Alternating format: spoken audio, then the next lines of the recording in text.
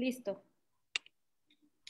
Muy buenas tardes a todos. Vamos a esperar unos minutitos en lo que se van conectando las demás personas y poco a poco se van incorporando para poder para poder presenciar esta plática. Y bueno, mientras les comento, ¿no?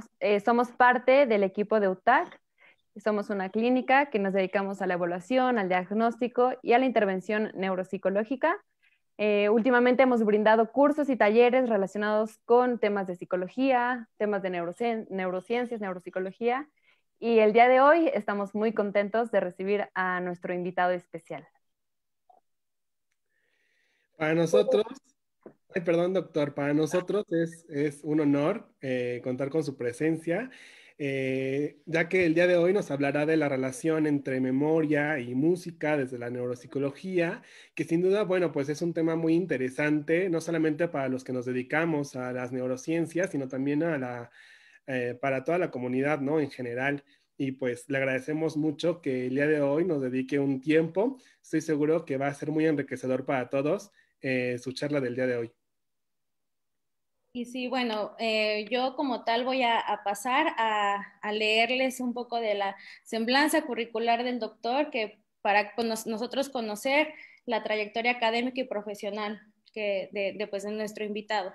El doctor Charles da Silva es licenciado en psicología con especialidad en evaluación y rehabilitación neuropsicológica. Él tiene una maestría en logopedia por la Universidad Autónoma de Lisboa. Tiene un doctorado en ciencias cognitivas y conductuales en la Universidad de Extremadura, en España, con la tesis titulada Relación entre la personalidad y el deterioro cognitivo en la enfermedad de Alzheimer. Cuenta con un postdoctorado en antropología y filosofía en la Universidad de Lisboa. Actualmente radica en León, Guanajuato, y trabaja como profesor de tiempo completo en el Departamento de Psicología de la Universidad de Guanajuato. Es investigador 1 del Sistema Nacional de Investigadores y pues ha sido director o asesor de varias tesis, profesor de varias tesis de posgrado, de maestría, tanto en México como en otras partes del mundo. Sus líneas de investigación abarcan la neuropsicología de las adicciones, la neuropsicología del envejecimiento y el cuidador. Pues ha obtenido múltiples premios, tanto nacionales como internacionales. También nos gustaría mencionar que el doctor ha publicado varios libros. El más reciente tiene como título Ser cuidador, estrategias para el cuidador del adulto mayor. Y bueno, también tiene otros libros como Neuropsicología del envejecimiento, el envejecimiento, evaluación, intervención neuropsicológica, entre otros publicados también en España. Aunado a esto, pues también ha publicado múltiples artículos científicos en revistas tanto nacionales como internacionales. Y bueno, esto es como algo un poco resumido, sin dar todos los temas porque no terminaríamos.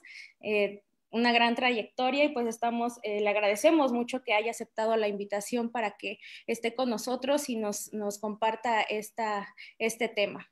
Y bueno, nada más para terminar y darle la palabra al doctor, me gustaría decirles que si tienen alguna duda, las personas que nos estén escuchando, si tienen alguna duda, la pueden escribir en la bandeja de comentarios y al finalizar podemos leerlas para que podamos contestarlas, para que el doctor pues nos pueda resolver estas dudas. Y bueno, doctor Charles, le damos la bienvenida y le damos la palabra. Muchas gracias, muy amable de vuestra parte. La verdad es una alegría inmensa poder estar con vosotros. Es tan importante poder ver, conocer y hablar, esencialmente hablar sobre neuropsicología, ¿no? Algo tan interesante, ¿no? Yo diría. Bueno, hoy vamos a hablar un poquito sobre las cuestiones de la música relacionada con la neuropsicología y pues también de alguna forma con el aprendizaje, ¿no? Es algo que pues tiene que ir de manos dadas. Les quiero comentar un poco, en primer lugar, esta cuestión de cómo funciona nuestra estructura cerebral. Tal vez algunos se pregunten, ¿por qué razón un postdoctorado en antropología filosófica? Pues esa es la razón, ¿no? Conocer la esencia, la realidad del funcionamiento de la mente humana, y eso pues lo ha hecho con fuertes bases la filosofía, ¿no? Y por ahí vamos siguiendo.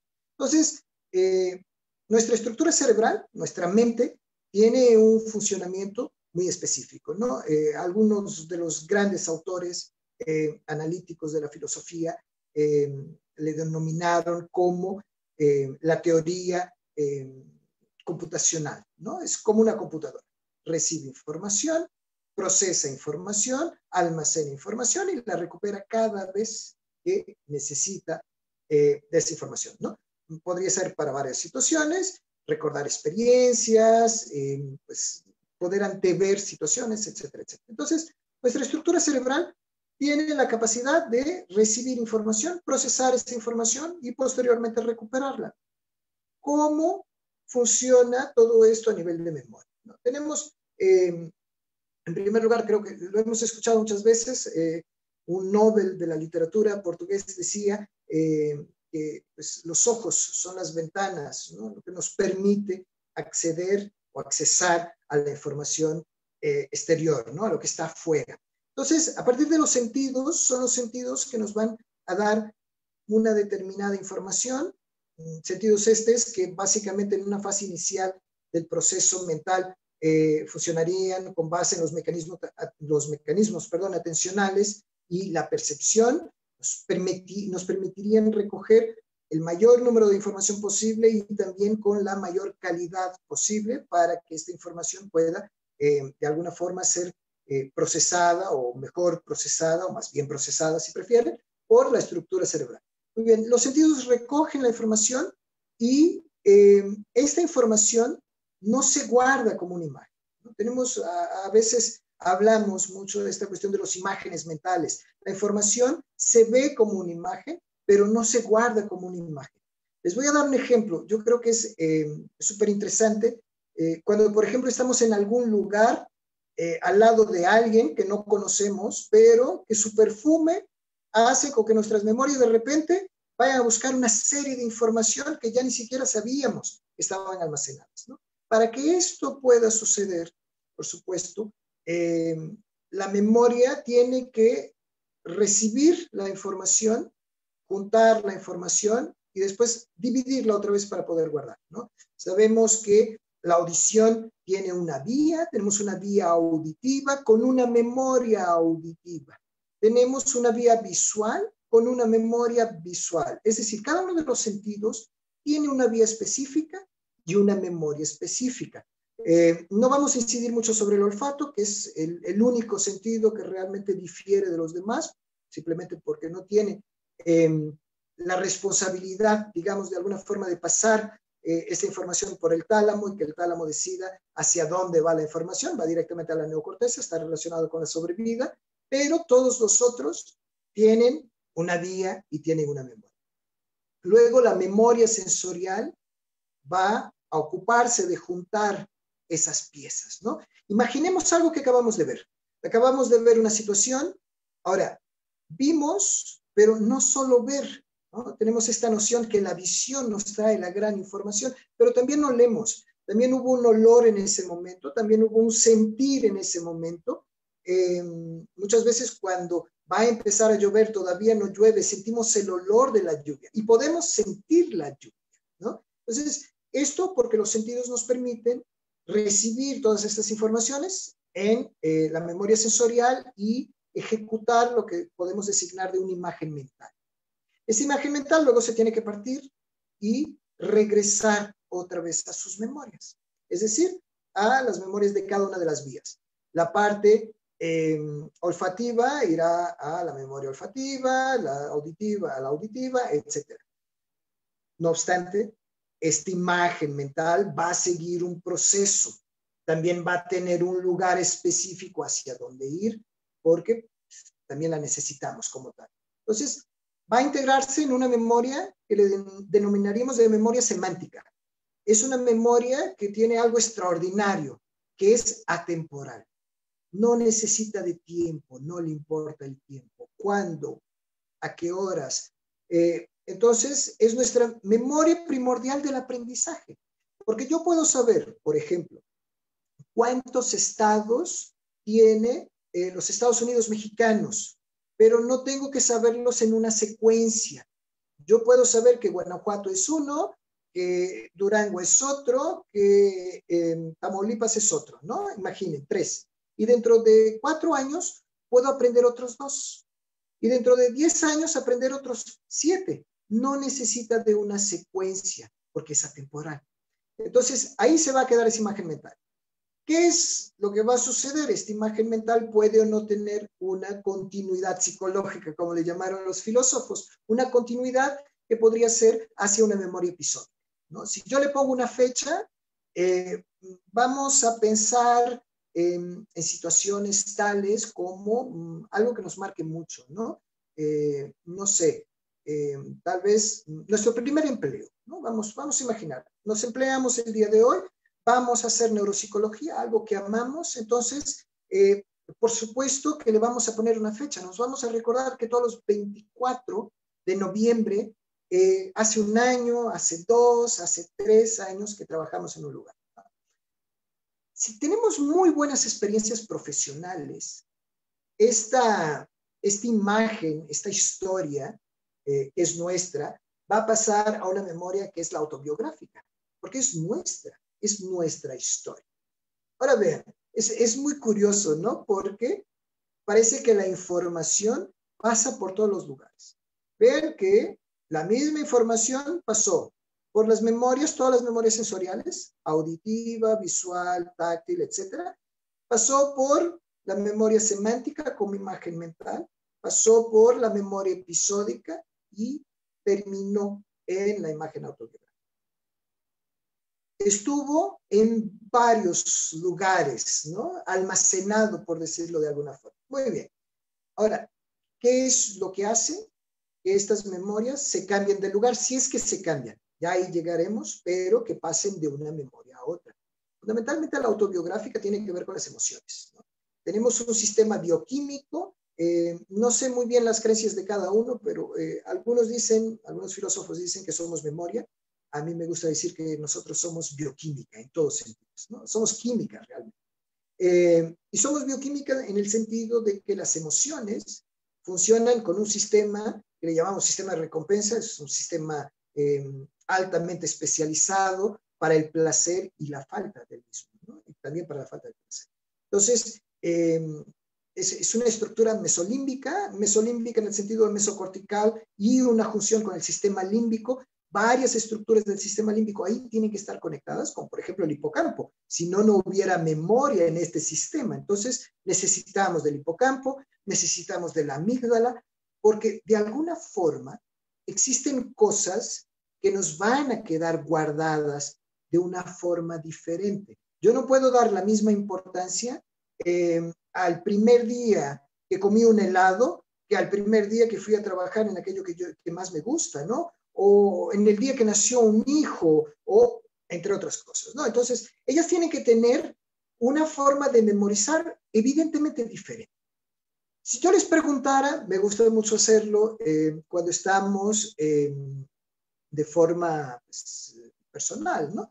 No virtual, virtual no tiene tanto impacto en el sentido de lo que me gustaría, pero si yo les preguntaría, si ustedes recuerdan vuestro primer beso, por supuesto que me dirían que sí.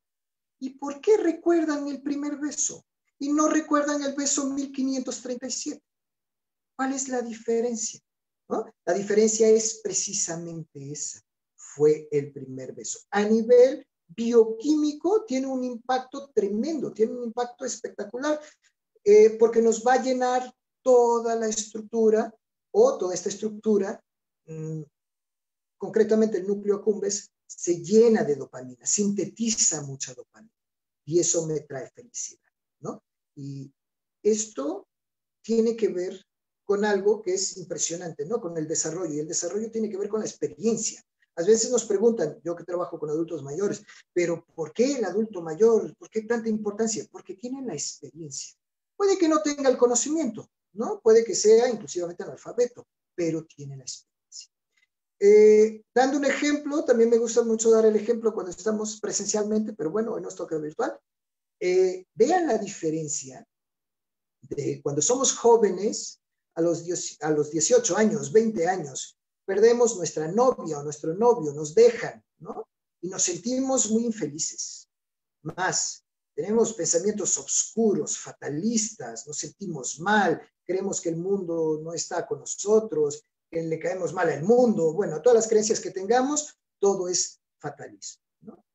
A los 30 años, que nos abandone nuestra pareja es una felicidad, es la posibilidad de cambiar de pareja, ¿no? Bueno, eso de una forma tentativamente chistosa, no sé si tiene alguna gracia, pero bueno, la experiencia nos va a cambiar este flujo, ¿no? Nos va a moderar. Realmente cuando somos más jóvenes, desacerbamos más con determinadas situaciones emocionales, porque no tenemos experiencias para comparar. Entonces, claro, que a los 30 años ya me abandonaron varias veces, yo sé lo que es el abandono, ya abandoné, también sé lo que se siente, entonces vamos a tener otras premisas que entender, ¿no? Vamos a pensar, bueno, nos gustamos, pero no nos llevamos bien, discutimos siempre, sufrimos. Entonces, un poco como en la ciencia médica, ¿no? ¿Qué es lo que justifica más? Que yo le dé una benzodiazepina a un paciente muy ansioso o que deje que él aprenda a vivir con su ansiedad. Pues depende del sufrimiento que tenga, ¿no? Y muchas veces sabemos que más vale darle esa benzodiazepina que lo va a tranquilizar y va a hacer que sea una persona más feliz, que dejarlo que conviva con su ansiedad, ¿no? Al final de cuentas no vivimos tantos años, aunque la esperanza de vida ha aumentado mucho, pero 80 años es una porción muy pequeña en el universo. Entonces, esas veces, ¿por qué no? Y tenemos esta cuestión de cómo enfrentar, ¿no? Cómo enfrentar estas cosas. Yo les quería mostrar algo. Aquí les pongo una imagen que yo creo que es muy ilustrativo con lo que les quiero transmitir, que es precisamente esto de la memoria. ¿Qué es la memoria? ¿Cómo funciona esto de la memoria? Porque generalmente la idea que tenemos es que la memoria está en un lugar de la estructura cerebral, no sé, o en cualquier lugar, y que bueno, lo vamos a buscar, ¿no? Es como si fuera un almacén. Realmente no es un almacén. Tenemos unas memorias básicas, y cuando digo básicas son las sensoriales, los sentidos, pero la demás memoria, ¿dónde queda? Bueno, ustedes en este momento tienen una imagen que son imágenes de neuronas. En este caso concreto que están viendo, son imágenes que se encuentran en el hipocampo, en CA3 del hipocampo, donde se generan a través de la neurogénesis nuevas neuronas. Estos son los imágenes, o es una imagen de estas neuronas. Como pueden ver, muy al contrario de los libros, estas neuronas no son lisas, ¿no? No tienen un patrón como si fuera un cable, como si fuera algo que tiene una continuidad, ¿no? Sino más bien pareciera que sus dendritas tienen como deformaciones, pequeñas deformaciones, pequeños granitos, ¿no? Y yo les podría preguntar, ¿qué son estos granitos, ¿no? En las neuronas. Pues se los digo. Estos granitos no son más que nuestra conducta, nuestro aprendizaje, se quedan en las neuronas, ¿no? No existe un almacén. Lo que sí existe son categorías, categorizaciones que aprendemos desde chiquititos. Si se acuerdan en la escuela, empezamos por estudiar los animales como animales con 4 patas, 2 patas, primera categorización. Animales con 4 patas que hacen miau y animales con 4 patas que hacen guau guau. Entonces, otra subdivisión. Los vamos dividiendo.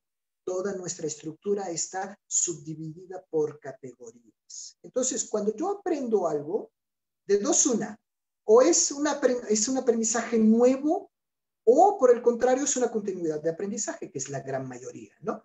Entonces, si yo sé tejer, si continúo experimentando mucho, tejiendo mucho, ¿qué es lo que va a suceder? Voy a aprender cada vez más sobre la actividad de tejer.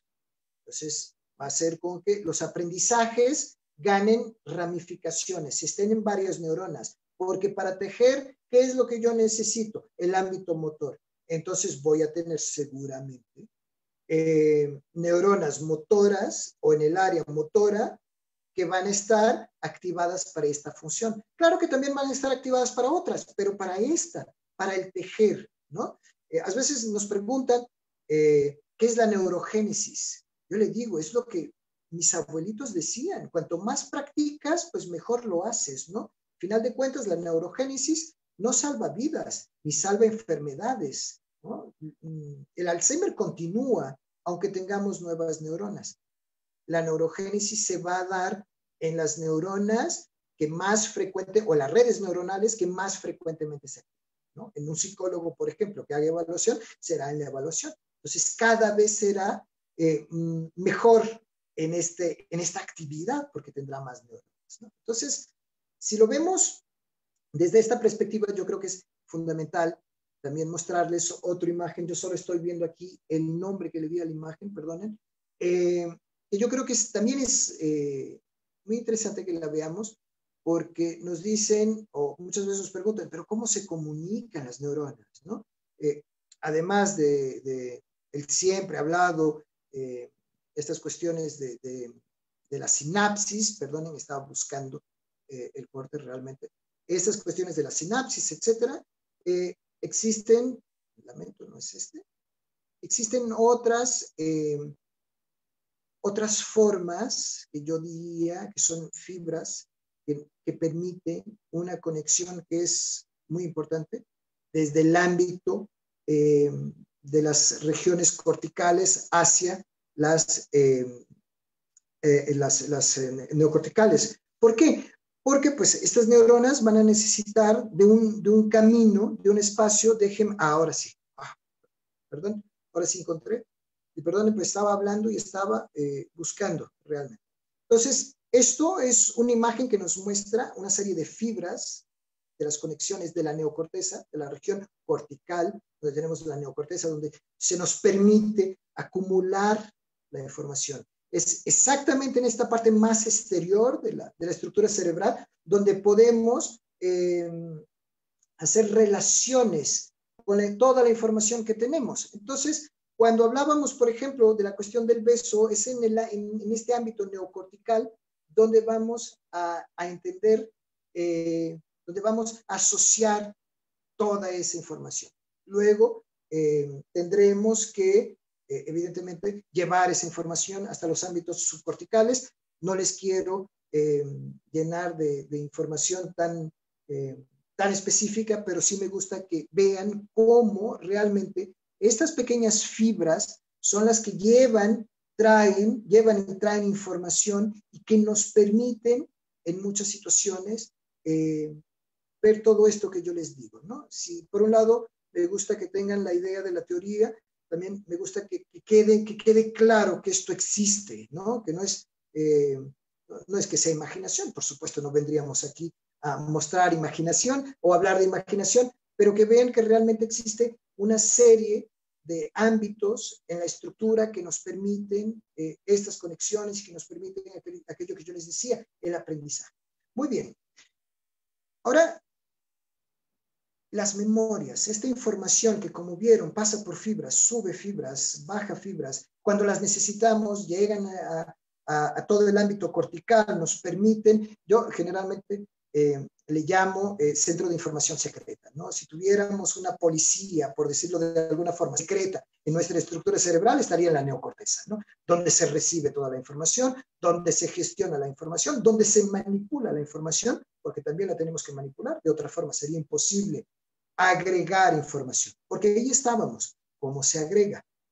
Pues información que ya conocemos, juntamos información nueva, abrimos nuevas redes, ¿no? Es una nueva categoría. Ahora, en algún momento nos olvidamos, perdemos la memoria. Muchas veces en el Alzheimer se escucha, ay, es que persona tal, paciente, perdió la memoria. ¿Será que perdió la memoria? ¿Se puede perder la memoria? Pues bien, yo les diría que no, ¿no? La memoria, el recuerdo, continúa en la estructura por hacer. ¿Qué es lo que cambia? Cambian algunas cosas. Yo les quiero poner una imagen porque pues, ya decían que una imagen vale por 1000 palabras y les aseguro que es bastante más fácil con el imagen que es en la imagen. Si no, pues tengo que estar tal vez más tiempo explicando y con el imagen que yo no cargué, entonces que no tengo, sería bastante más fácil, pero bueno, como no lo tenemos, lo haremos sin imagen. Imagínense que están en Ciudad de México y que quieren ir a Chiapas de carro. Entonces, trazan un trayecto, ¿no? Nos ponemos en la noche, antes, 2 días antes, 3 días antes, abrimos el mapa y hacemos un trayecto. Decimos, bueno, vamos por aquí, pasamos por aquí, dormimos aquí, continuamos por aquí, etcétera, etcétera. Hasta llegar a nuestro destino, Chiapas. Muy bien. Si llegamos a mitad del camino y está obstruido, no podemos pasar, llovió mucho y pues tenemos algo que no nos permite continuar, ¿qué es lo que hacemos? Redireccionamos, ¿no? Buscamos alternativas y vamos a encontrar una alternativa y continuamos nuestro viaje hasta que lleguemos a Chiapas. Inclusivamente saliendo de Ciudad de México, yo puedo demorar diferentes tiempos para llegar a Chiapas, porque hay diferentes caminos. Imagínense que no me importa demorar más, pero quiero ir por Tabasco. Entonces voy a demorar muchísimo más tiempo, pero voy a pasar por Tabasco. Bien. Así son las neuronas y así está la información. Como pudieron ver, y les pongo otra imagen, como pueden ver, las neuronas hacen una distribución de información. Entonces, aquí, por ejemplo, neurona 2, déjenme ver, se puede ver cómo existen varias conexiones. Entonces, varios caminos. Cuando una información se guarda en estos caminos, en la sinapsis, podemos tener más o menos dopamina, ¿no? Se generan cadenas químicas que nos permiten tener más o menos determinadas sustancias, ¿no? Químicas. En este caso, si es algo como el primer beso, encontraríamos, por supuesto, dopamina en estos cambios, ¿no? En estas pequeñas vías que aquí tenemos. Entonces, la información va quedando, como ven, esos pequeños granitos van quedando fijadas de formas diferentes, también como lo veíamos. Y para llegar necesitamos de lo mismo, ¿no? Es decir, tenemos que ir hasta ese lugar. Ahora, ¿dónde está la memoria? No sé si han visto, bueno, el cartel para esta plática, yo creo que es algo interesante, ya existen varias investigaciones anteriores. Yo recuerdo una, a mí me marcó mucho, yo creo que por ser la primera, esta también está muy bonita de la bailarina, pero a mí me marcó muchísimo una investigación, el video es muy grande, por eso pues, tampoco presentarlo. Es una investigación que habla sobre un señor adulto mayor con Parkinson. Estaba en una fase moderada severa, es decir, ya con alguna rigidez en el cuerpo, movimientos casi inexistentes. Su posición era esta, básicamente. No hablaba, poco comunicaba y ya tenía algún tipo de deterioro cognitivo. Entonces, los investigadores, ¿qué hicieron? Precisamente para verificar lo que estamos hablando, fueron a indagar sobre el pasado de las personas, ¿no? Porque cuando hablamos, es que la música hace milagros con los pacientes de Alzheimer. No toda la música, ni todos los pacientes, ¿no? Es decir, tenemos que adaptar. Entonces, esos investigadores fueron a buscar los orígenes de este señor. Ese señor, cuando era joven, era una persona, ¿cómo decirles?, de tipo sindicalista, ¿no? Protestaba, quería libertad, quería, en fin, las cosas buenas, entonces luchaba por ellas. Y en su tiempo hicieron varias marchas, y esas marchas tenían una canción específica que ellos cantaban mientras marchaban. Entonces trajeron esa música y se la pusieron en unos headphones. ¿Qué fue lo que sucedió? Por supuesto que el señor no se levantó, no saltó, no bailó, no. Pero dejó su posición básica y se levantó y sonrió. Un poco lo que sucede con la bailarina. ¿Por qué? Por lo del primer beso. Estas cosas tienen un impacto tremendo y entonces se fijan de una forma diferente. ¿Cuándo debemos buscar? A veces nos preguntan, pero entonces, ¿qué música voy a buscar? ¿La que le gusta a mi papá? ¿Y van a buscar música cuando tenían 40 años? No, de la adolescencia. Precisamente es en la adolescencia donde no existen parámetros de comparación y todo es bastante más desacerbado.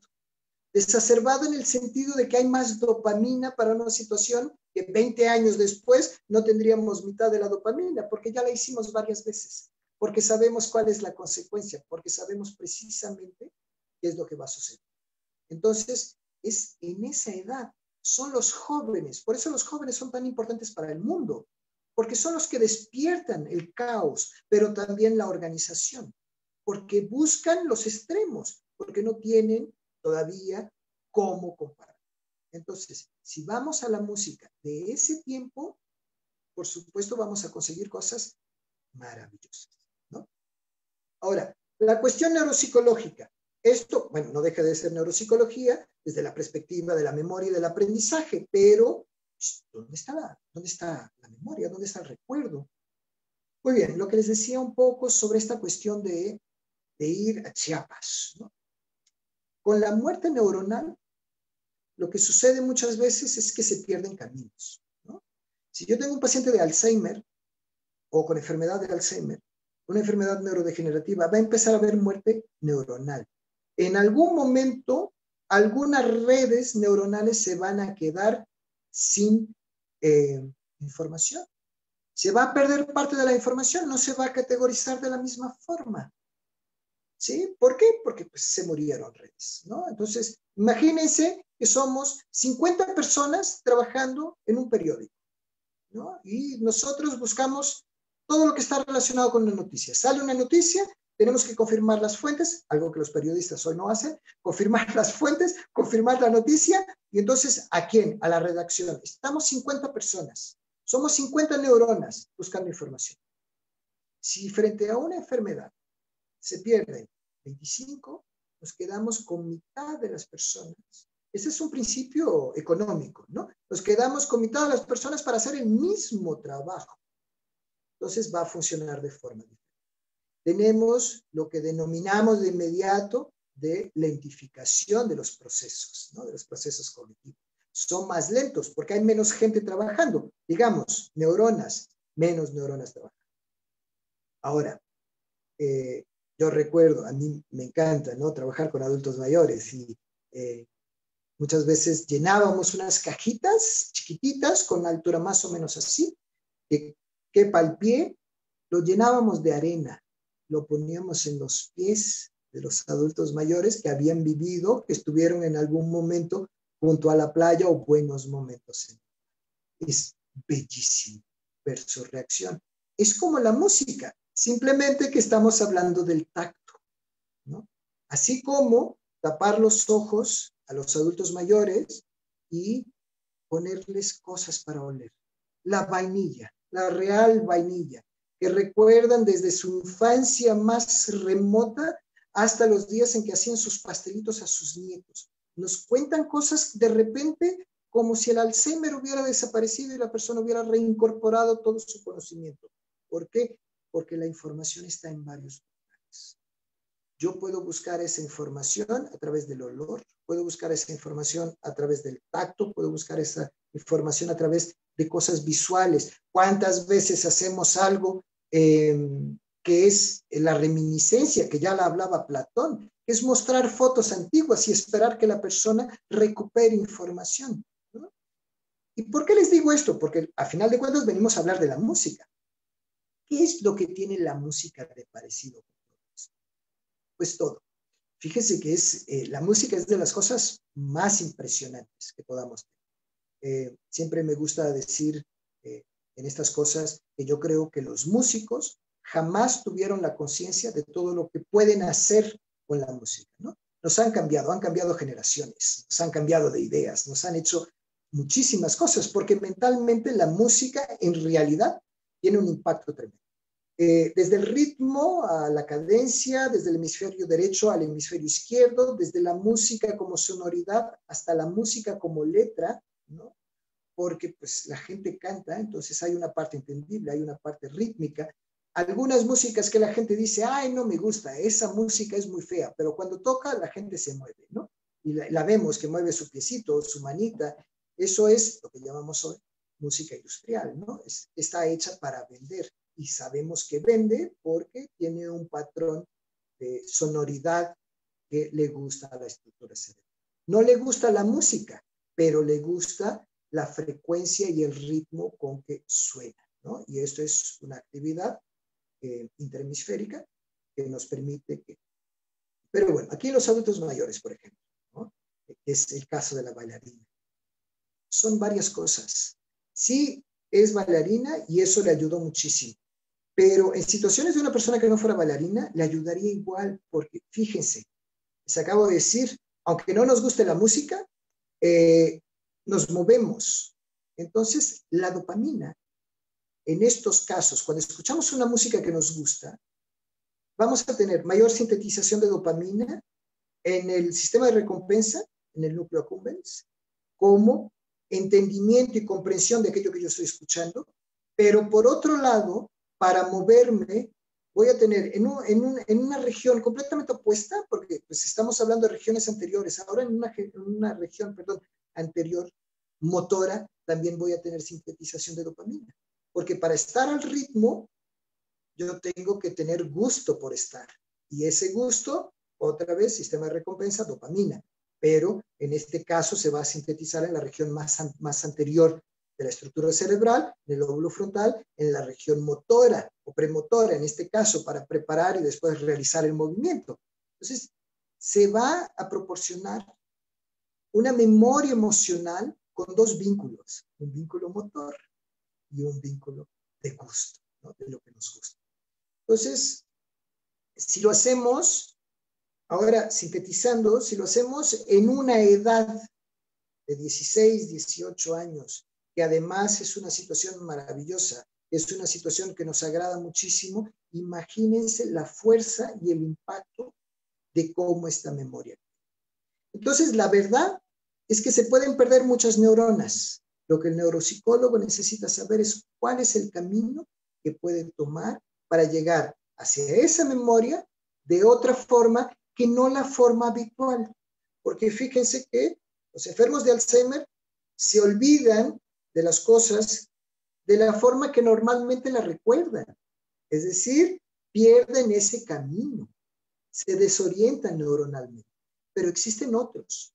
Y es el trabajo del neuropsicólogo, por supuesto, en estos casos, indicar este camino a través de una serie de técnicas que tenemos para que puedan llegar. Técnicas como cosas tan simples como hablábamos de los olores, del sentido, de la arena, de llevar una serie de situaciones que puedan impactar, ¿no? Algo que nos gusta también hacer muchas veces y que lo hacemos en los talleres es medir el ámbito galvánico de las personas, ¿no? La sudoración y la temperatura del cuerpo. Es algo que se mide con un aparato muy chiquitito, ponemos dos sensores en los dedos y medimos, ¿no? Entonces, tapamos los ojos de las personas y les metemos tazas con cosas dentro. No les decimos qué es, no tienen idea de lo que es. A veces son frijoles, a veces arena. Normalmente llevo arena, ¿no? De mi gato. Pues la arenita del gato la metemos en un potecito y la llevamos, ¿no? Y la gente, cuando va a meter la mano, aumenta, dispara la sudoración y la temperatura del cuerpo. Aunque no tengan idea que se acaban de estresar muchísimo. Porque este es el primer impacto, el primer impulso de un cambio de regulación bioquímica y también homeostásica del individuo.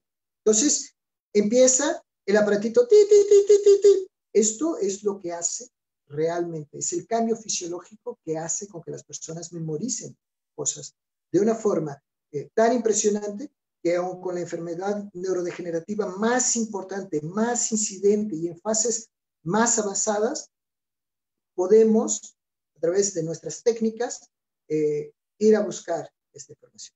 Nos preguntan muchas veces, ¿para qué? ¿No? Si el paciente ya está en un estado complejo. Yo creo que por dignificación, ¿no?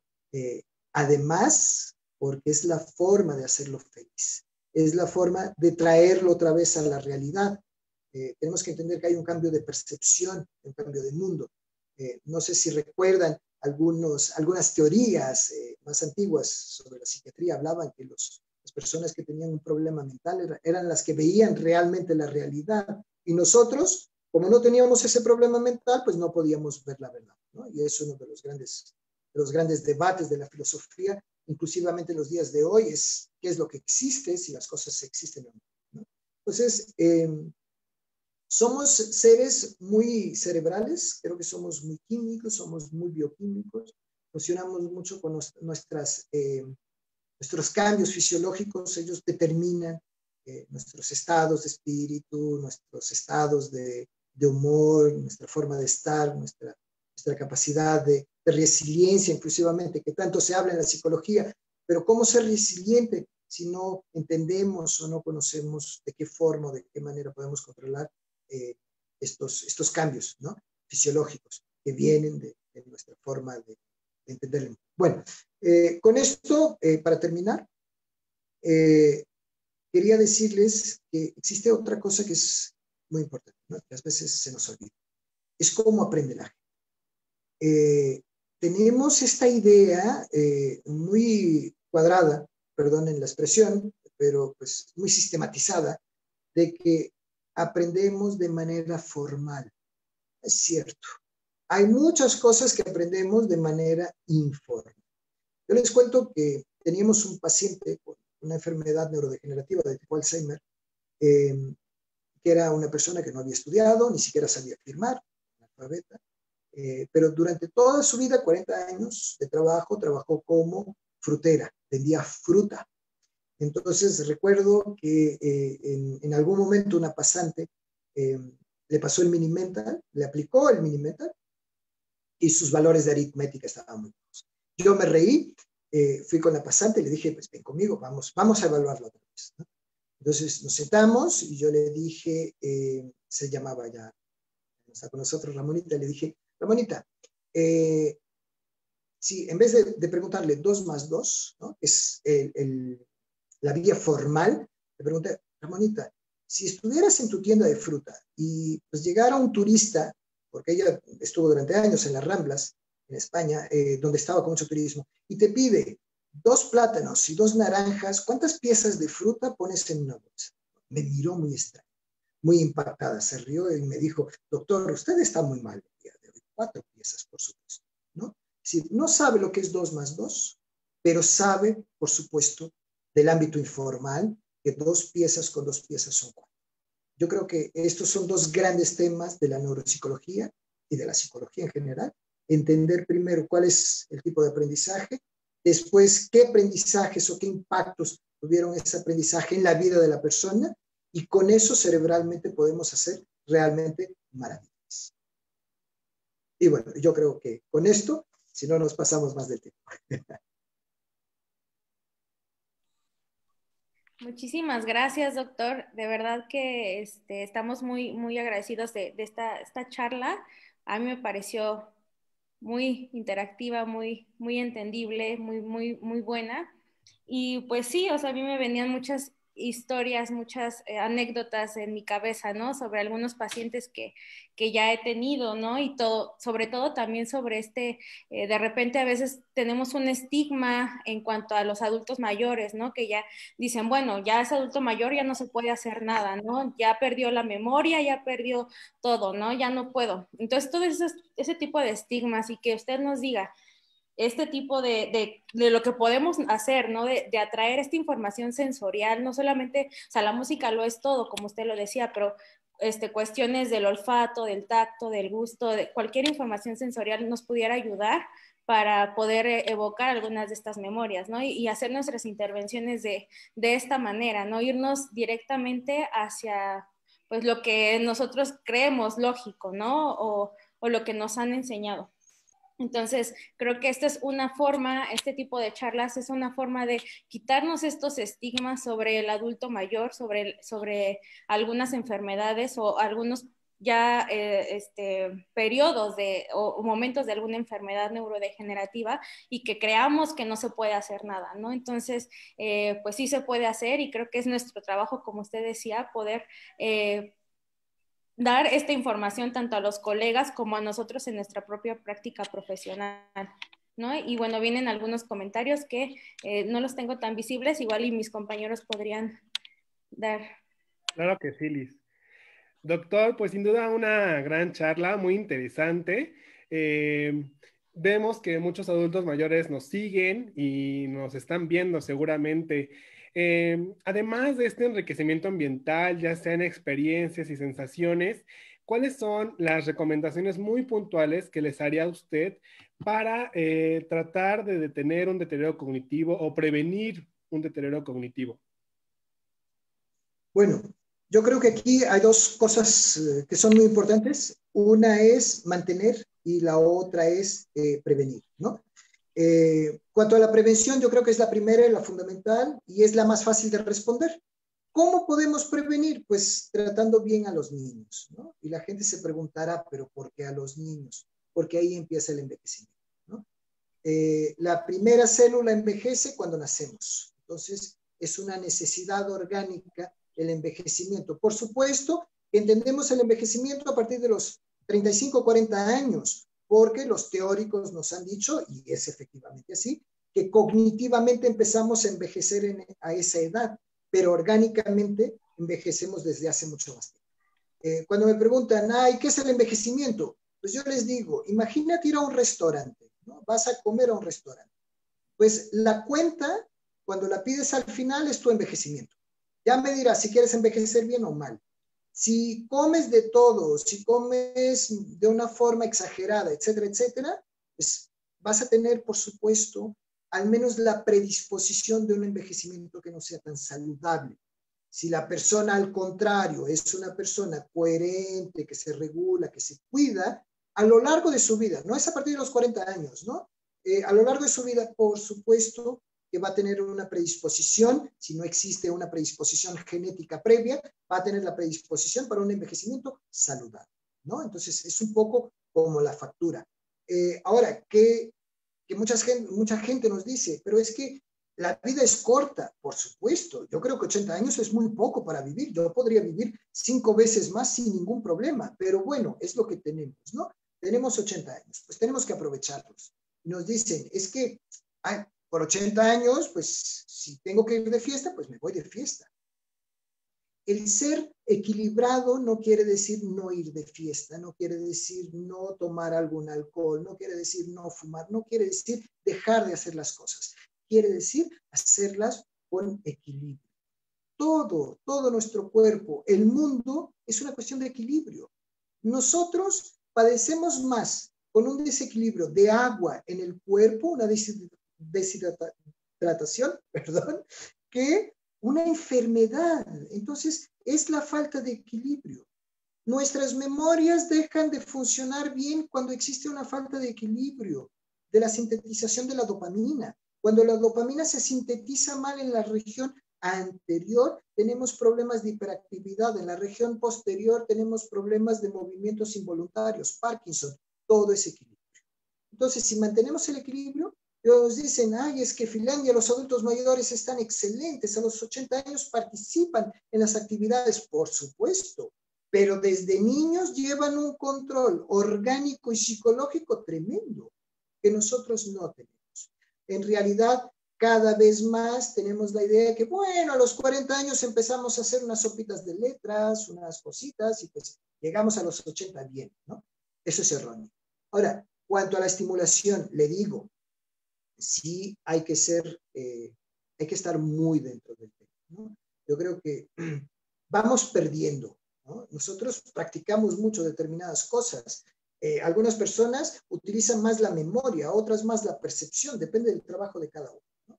Entonces llegamos a los 45, 50 años, empieza a haber un deterioro natural, ¿no? Y a los 60, uno de estos mecanismos va a estar más deteriorado que otro porque se utiliza más, ¿no?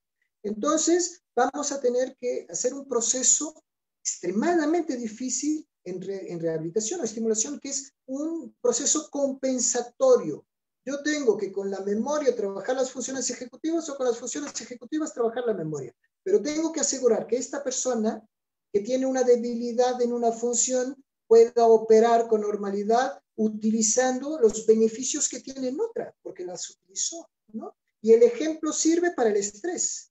La gente nos dice, pero el estrés mata. ¿Y por qué mata? Precisamente porque algunos órganos no están preparados para funcionar como se les pide. Señores, sí, nosotros constantemente estamos teniendo miedo, sudamos, sudoramos, temblamos, miedo, el corazón tiene que bombear más sangre. Entonces va a trabajar, va a tener un funcionamiento que no es el ideal, va a funcionar mucho más de lo que necesita, entonces va a dejar de funcionar bastante más temprano, se supone, ¿no? Es decir, se va a estropear, ¿no? Como cualquier cosa, todo tiene una fecha de validad, ¿no? de funcionamiento. Y nosotros nos hemos adentrado un poco en algo tremendo. Hasta hace 80 años atrás, nuestro promedio de vida eran 40 años. Es decir, a los 40 años estábamos viejitos. Claro, no teníamos enfermedad, por supuesto. Moríamos saludablemente. Ahora, con 80, pues la gente quiere hacer lo mismo. No puede hacerlo. Porque estos órganos, todo este conjunto orgánico, ¿no? No está preparado para vivir 80 años. Estaba preparado para vivir 40. Tal vez, como nos decía Darwin, nos vamos a desarrollar y vamos a poder vivir los 40. Pero tenemos que ir con tranquilidad, ¿no? Y una tranquilidad que la sociedad no nos da. Porque de repente la sociedad corre más rápido que nuestra mente. Figúrense, que hace 50 años, pues yo no sé si recuerdan, leíamos el periódico en papel. Era horrible, ¿sí? Nos dejaba los dedos negros, ocupaba toda la mesa de la cafetería, donde teníamos el periódico no podíamos tener nada más, y de repente nos ponen las noticias en digital. Y de repente ya no solo en la compu, ya la puedo ver en la tablet, y de repente ya lo puedo ver en el teléfono, y ahora lo puedo ver en el carro, ¿no? En el GPS del carro. No nos acostumbramos a algo y ya nos están dando algo más, ¿no? Yo creo que el gran ejemplo, ya que estamos hablando en música, permítanme, el mayor ejemplo del mundo fue con la música. Es decir, yo recuerdo hace un par de años escuchar música con vinil, ¿no? Era horrible porque yo me enfadaba mucho. De repente tenía un disco que me gustaba y de tanto escucharlo, pues se rayaba. Ya no lo podía escuchar, saltaba. Bueno, se estropeaba el vinil. De repente nos dicen un día, yo recuerdo ese día, que nos decían, pues aquí está el CD. Esta es la mayor invención del mundo, señores. La música cambió por completo. A partir de ahora, durante toda la vida, toda la existencia del hombre, esto es lo que va a funcionar. Mentira. Ni 10 años después teníamos el DVD, el minidisc, la DAT, y ahora lo memorizamos en una pendrive, en un teléfono. Yo usualmente hacía un chiste, que dejé de hacerlo, ¿no? Porque pues una marca de tenis se le metió en la cabeza hacer unos tenis que tienen música, ¿no? Conforme le pegan en el suelo, toca la música. Y pues inclusivamente el chiste se me cayó, porque pues ya existe. Entonces, cuando me dicen rehabilitar a los adultos mayores es difícil, yo me río y les digo, no, es súper fácil. Pues estos adultos mayores han pasado por todo, señores. Han pasado por el cambio de las telenovelas, de las novelas de radio para las novelas de televisión, de las novelas de televisión a blanco y negro para color, de color para la computadora, Netflix, etcétera, etcétera, etcétera, ¿no? De repente, son facilísimos, se adaptan de un momento al otro. Me preocupa, y eso sí les soy muy sincero, me preocupa dentro de 80 años cómo vamos a rehabilitar a la gente. Porque yo le pregunto a mi abuelo, que ya no está con nosotros, pero si estuviera, hipotéticamente le preguntaría, ¿cuántos amigos tienes? Y me diría, 15, pero son buenos, ¿ah? Salimos, comemos, somos amigos. Le pregunto hoy a un joven, ¿Cuántos amigos tienes? Me dice 5,000. Es que ya no me entra ninguno en Facebook, pero cuando necesitas de algo, nadie, estás solo. Entonces, esto va a ser muy difícil. Va a ser un futuro muy complejo porque toda la gente ahora con la COVID-19 nos dijo, ay, ¿y ahora? Pues estamos aislados. No, señores, estamos aislados hace años. Desde que existen redes sociales, estamos aislados. Y hemos estado generando cambios cerebrales importantes que a la gente pues, no le ha sido muy importante. Entonces, sí tenemos que pensar en un futuro que va a cambiar muchísimo, en personas completamente diferentes, en personas virtuales. Hoy agradecemos, por supuesto, yo agradezco la virtualidad, si no, no podría estar aquí con vosotros intercambiando, ¿no? Hablando, conversando, por supuesto, pero también nos trajo cosas buenas, ¿no? Todo en la vida, todo lo que es muy bueno, también es muy malo. Entonces, si no tenemos, una vez más, equilibrio, pues aquí se nos van las cosas, ¿no? Entonces solo me gustaría dejar esta llamada de atención, mucho cuidado, porque tenemos un futuro cerebralmente hablando muy diferente, conductualmente hablando no tengo idea de lo que va a hacer, porque los cambios todavía se van generando a su velocidad natural, y entonces, ¿qué impacto emocional vamos a tener? No sé, si me preguntan hace 10 años, pues estoy viendo un partido de fútbol, no me gusta el fútbol, pero alguien marcó un gol, pues me levanto y abrazo al que está a mi lado, sin ningún problema. Me preguntan, ¿lo conoces? Pues no, pero estamos festejando, ¿no? Hoy cambió mucho, ¿no? Entonces, ¿qué vamos a tener? ¿Qué esperamos? Creo que tenemos muchos retos y creo que por eso les agradezco mucho la invitación. Creo que debemos realmente pensarlos en conjunto porque pues no es tan fácil como lo que pudiera parecer. Así es, pues muchísimas gracias, doctor.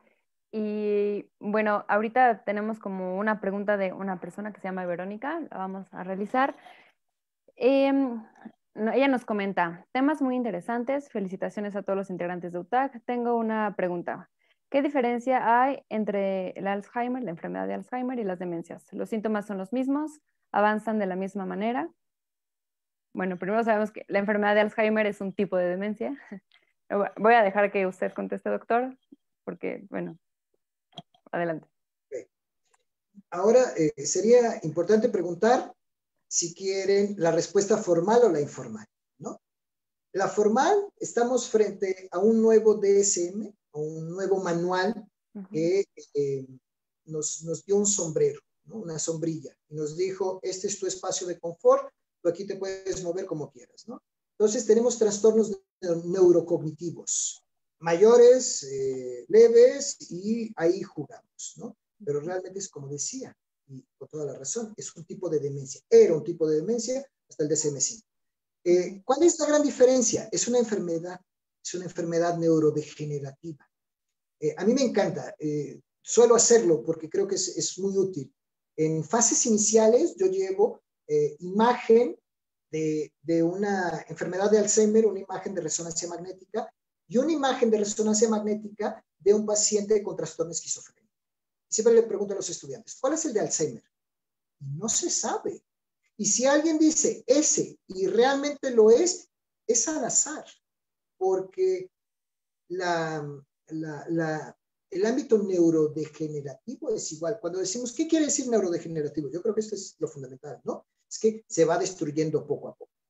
Ahora, ¿cuál es el gran problema del Alzheimer en comparación a todas las demás enfermedades? Es aleatorio, es caótico, en el sentido de que se van destruyendo las neuronas en fase inicial, como todas, ¿no? La neocorteza tenemos alteraciones visibles, pero luego, fuera de esta región cortical, no conocemos. Entonces, de repente tenemos un paciente de Alzheimer que en los primeros 5 años, muy tranquilo, no decía una palabra ofensiva a nadie, etcétera, etcétera, y de repente empieza a quedar agresivo, ¿no? Pero también tenemos pacientes que en el primer mes ya son agresivos.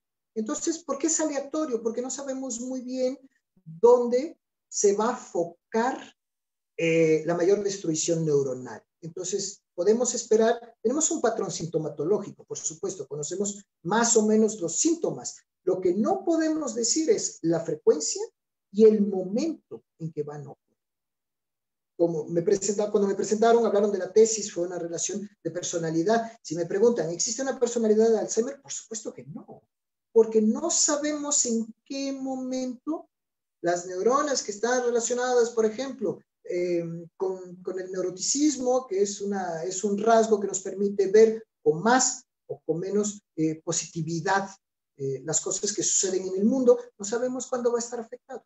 Y puede estar antes que uno o después que otro. Es caótico en este sentido, ¿no?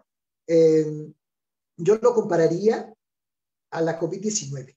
Y perdonen la comparación, pero la gente a veces dice, ay, es que no importa, la COVID no importa, yo soy joven, o yo soy fuerte, o yo soy atleta, o yo soy... El problema de la COVID-19 es el mismo que la base fundamental del Alzheimer. Es al azar, es caótico. Tanto tenemos un adulto mayor con 100 años, como lo hemos visto, con 102 años, salir de una situación severa de la COVID-19, como hemos visto niños que se supone que estarían en su momento más alto en todos los ámbitos y no han logrado sobrevivir. O entonces jóvenes, deportistas, con buen rendimiento, fuertes, y no lo han logrado. Es este caos que también tenemos dentro de nuestro cuerpo. El caso de las enfermedades neurodegenerativas, dependiendo del tipo de enfermedad, eso es lo que sucede, ¿no? Si, por ejemplo, preguntamos o pensamos en el Parkinson, vamos a ver más movimientos, vamos a tener más alteraciones de movimientos que cognitivas. Las cognitivas vienen bastante tiempo después, también dependiendo del rigor del Parkinson. Podemos tener un paciente con Parkinson muy bien durante muchísimo tiempo, aunque los movimientos involuntarios, eso sí, van a estar afectados desde un principio. Ahora, claro, también es la otra historia, ¿no? Ver qué es lo que sucede. Si es un enfermo de Parkinson, si es un individuo con un síndrome parkinsónico o si tiene síntomas parkinsónicos. Es decir, ahora también ir desglosando para entenderlo. Las diferencias, es complejo. Cognitivamente, las alteraciones de una persona con una demencia normal van a incidir siempre en el ámbito de la atención, ¿no? Con esto, desorientación. Lo primero que empieza es a perder memoria de corto plazo y desorientación. ¿Dónde tengo las llaves? ¿Dónde estoy? ¿No? ¿En dónde estoy? Yo si les contara cuántas veces me pregunto ¿dónde estoy? Pues ustedes se asustarían. Y no tengo Alzheimer, tengo estrés. Entonces, es decir, hay cosas que tienen que ser muy bien ponderadas. A veces tiene gracia que nos marcan, ¿no? Porque somos neuropsicólogos y nos dicen, oye, tengo un paciente así, así, así, ¿y qué es esto? ¿No? Yo tengo que evaluar, precisamente porque tengo que entender qué es estrés, qué es un síntoma, qué es algo que está relacionado, y cuando hablamos de relación hablamos de comorbilidades, hablamos de otras patologías asociadas, hablamos de tantas cosas que si no nos sentamos con el paciente, pues es imposible, ¿no? Entonces, por favor, no nos vean como videntes, no lo somos, es imposible, tenemos realmente que estar con el paciente, analizar el paciente, evaluar el paciente. Y créanme que a veces es muy difícil diagnosticar el paciente. Y cada vez más lo hacemos de manera multidisciplinaria y no es para ser bonito, es para fallar menos, porque pues nos equivocamos. Porque yo veo todo el ámbito psicológico y necesito que un médico vea el ámbito orgánico, porque son dos cosas diferentes, pero que van de manos dadas. Y que si yo no las veo, pues no va a funcionar. Voy a decir algo que por supuesto no va a estar o no va de encuentro con aquello que es la realidad del paciente. Entonces, en lo multidisciplinario, creo que es donde vamos a encontrar, al menos en gran parte de las enfermedades, la lógica. ¿Cuál es la falta de lógica en este momento? Nos estamos acostumbrando y a veces no nos es fácil. Yo recuerdo cuando entré en el hospital con un grupo maravilloso, pero que al principio pues, nadie me escuchaba. Decían, ¿y para qué quiero yo un psicólogo aquí? ¿Y qué va a hacer este? ¿No? Es neuropsicólogo. Pues igual. Entonces, llevé algún tiempo y la maravilla fue la comunicación, ¿no? Continuamos con cosas tan básicas como la comunicación.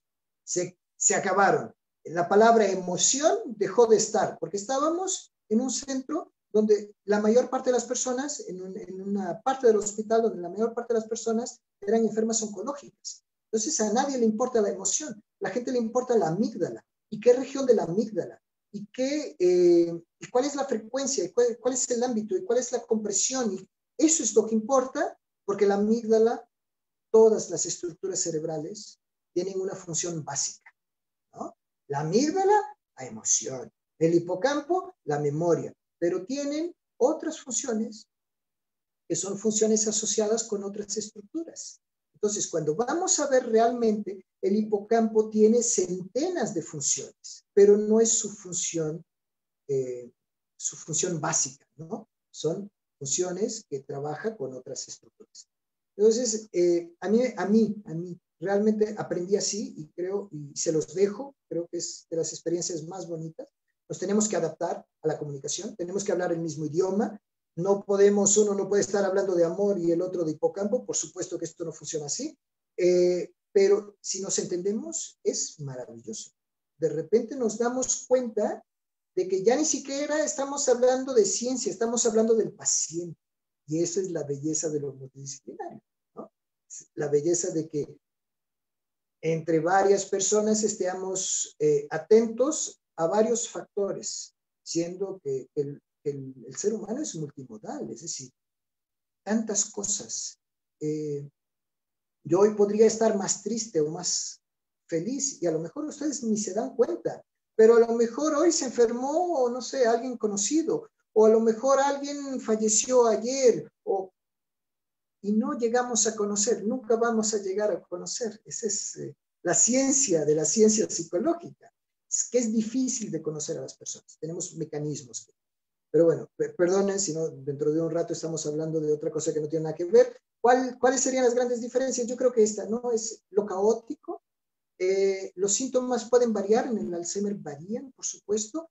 En los otros tipos demenciales vamos a tener algo más ordenado, ¿no? Vamos a tener pérdidas de memoria que se van a encajar con el tiempo de la enfermedad, que van a ser lógicas. Vamos a decir, bueno, dejó de saber dónde dejaba las llaves, de repente ya dejó de saber dónde es su cuarto, es decir, es progresivo y lógico, algo que por supuesto no va a suceder en la enfermedad de Alzheimer porque va a ser caótico, ¿no? Las redes neuronales se van perdiendo en lugares diferentes, neuronas diferentes.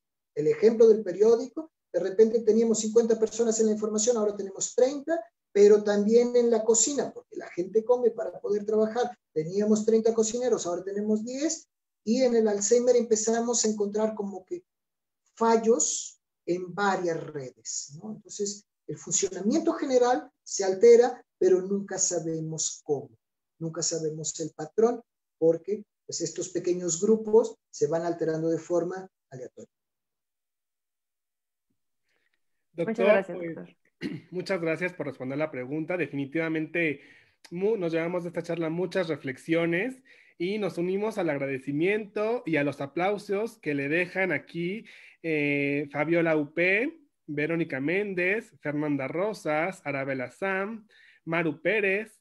Y bueno, pues nosotros en general, yo creo que su participación fue invaluable. Consideramos que tocó puntos bien interesantes y que, pues sí, o sea, nos dejan reflexionando, ¿no? Creo que tenemos mucho trabajo por delante y creo que de la mano de la multidisciplina vamos a poder resolver varios aspectos. Le agradezco mucho su participación, doctor, en nombre del equipo UTAC y esperamos verlo pronto en sesiones futuras.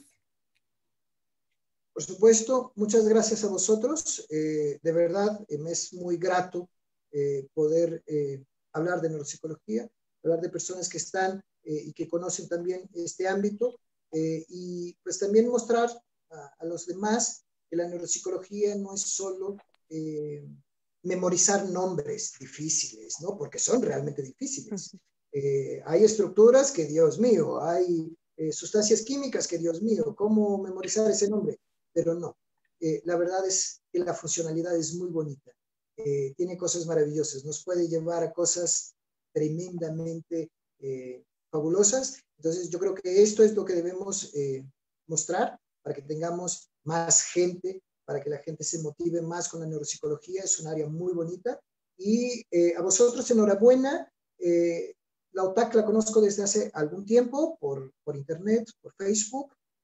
Ahí nos conectamos de alguna forma, las cosas de la vida, ¿no?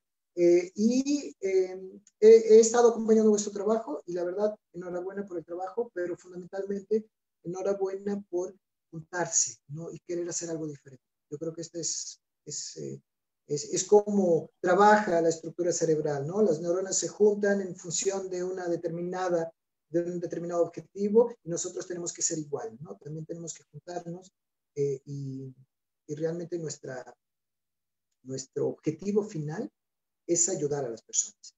Y créanme que se pueden ver cosas maravillosas, rehabilitaciones que la gente dice ya no, es imposible, que no movían una parte del cuerpo, que no movían un brazo, que no hablaban, que no entendían. Se puede. Bueno, el entendimiento es diferente, pero se puede. Es decir, traumatismos craneoencefálicos, gente tan joven como a veces vemos ya con alteraciones graves neuropsicológicas, neurológicas, para que se entienda bien y que la neuropsicología puede ser un paso gigantesco para que estas personas puedan tener, no van a regresar a la normalidad, por supuesto, pero pueden estar muy, muy próximos de una realidad a la que tenían anterior a la enfermedad. Y yo creo que esto es lo que podemos dar, lo que tenemos que dar y por supuesto lo que debemos dar, ¿no? Si al final de cuentas estudiamos, pues para algo tiene que ser y tiene que ser para ayudar a la gente. Muchas gracias a vosotros, gran equipo, mucha fuerza, continúen. Es un trabajo que vale la pena, no siempre es bueno, no siempre trae cosas felices, pero pues al final del día, es decir, en la noche nos acostamos y dormimos bien porque estamos felices con nuestro trabajo. Muchas gracias a vosotros. Gracias, doctor. Gracias, doctor. Gracias. Hasta luego a la gente que nos escuchó y si tienen alguna duda pues nos pueden escribir a nuestra página y ya. Hasta luego. Gracias.